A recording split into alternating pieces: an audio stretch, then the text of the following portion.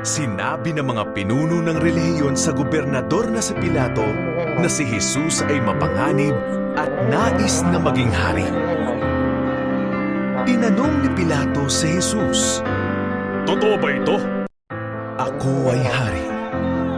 Sagot ni Jesus, "Ngunit hindi sa mundong ito." Walang kasalanan si Jesus. Sabi ni Pilato, Walang dahilan para patayin siya. Palalayain ko siya. ngunit nagsigawan ang karamihan sa mga tao. Patayin siya! Kaya inutusan ni Pilato ang mga sundalo ng paluin si Jesus. Pilit silang naglagay ng koronang tinik sa ulo niya.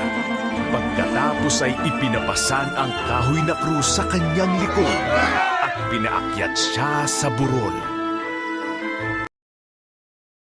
Sa burol na yon, ipinako ng mga Romanong sundalo si Jesus sa krus. Pagkatapos, itinaas nila ito. Si Jesus ay nakabitin doon sa pagitan ng dalawang kriminal. Pagdating ng tanghali, nagdilim ang kalangitan.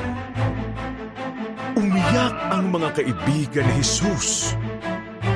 Nagtawanan na ang mga pinuno ng relihiyon at sinabing, Niligtas mo ang ibang tao! Bakit hindi mo kayang iligtas ang iyong sarili? "Patawarin mo sila, Ama." Sabi ni Jesus. Nang dumating na ang oras upang mamatay si Jesus, ipinikit niya ang kanyang mga mata at sinabi, "Tapos na."